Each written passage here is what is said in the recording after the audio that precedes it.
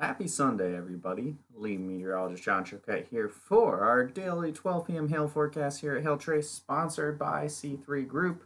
Go on to the link to their page in the description below here if you're watching on Facebook, and go check them out. They're a great sponsor of ours and a bunch of great guys. So I recommend checking them out and say Hail Trace on your way.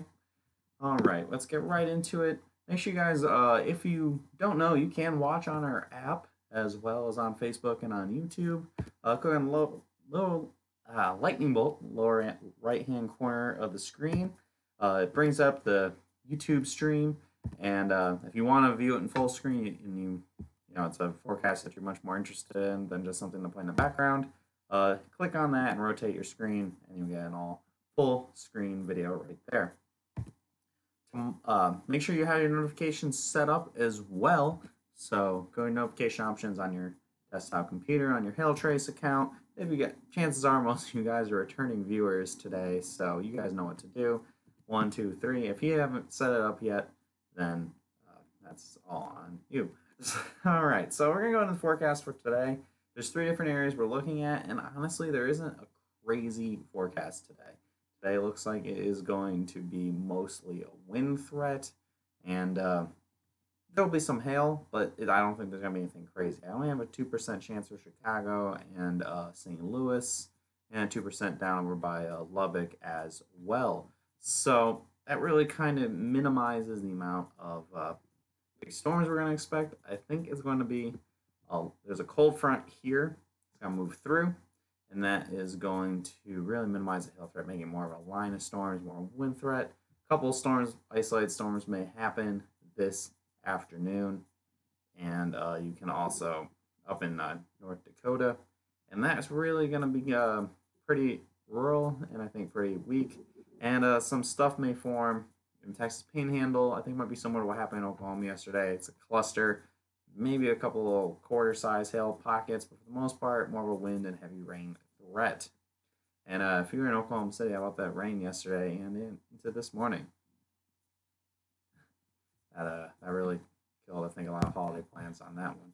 So here's what the radar's showing, and just this is what the HRRR has, and you can really see, again, just this is not good for big time hail. Hell, this is barely even good for like big time wind.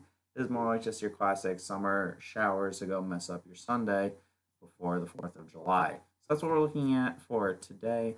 Tomorrow looks like another quiet day, relatively speaking.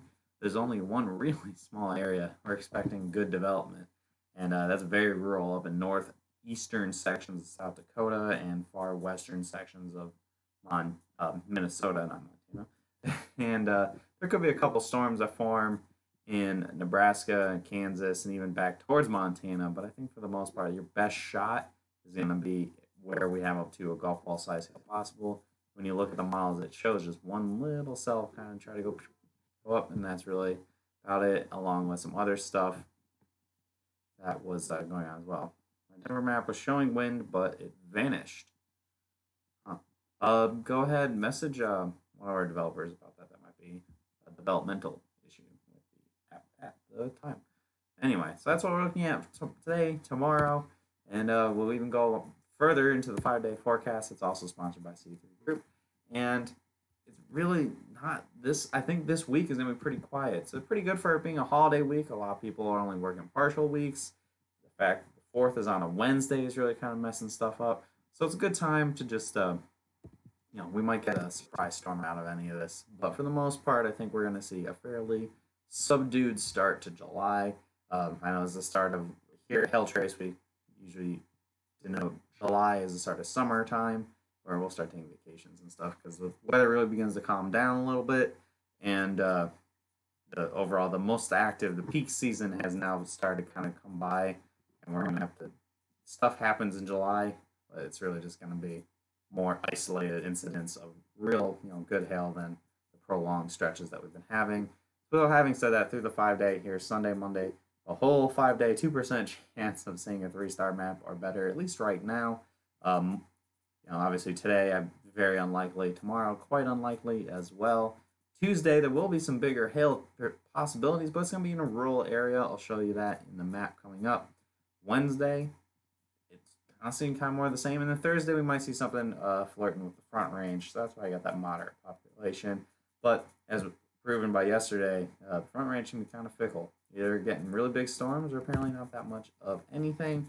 This is what we're looking at Tuesday. Again, a pretty rural area, sans Minneapolis. I think, but I honestly, I'm looking pretty optimistically. I think Minneapolis will likely not see anything tomorrow or on Tuesday. Excuse me, Wednesday. Gonna be up far north in North Dakota, and then this is gonna be north of Minneapolis. I know it looks like it's on there, but it's north of where Minneapolis is at.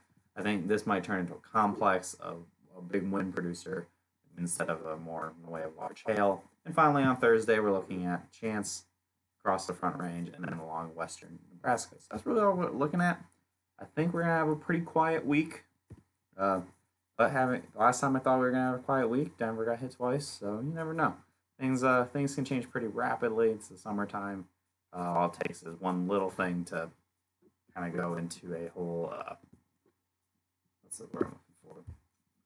Butterfly effect. Basically, have everything go crazy. Follow us on Facebook.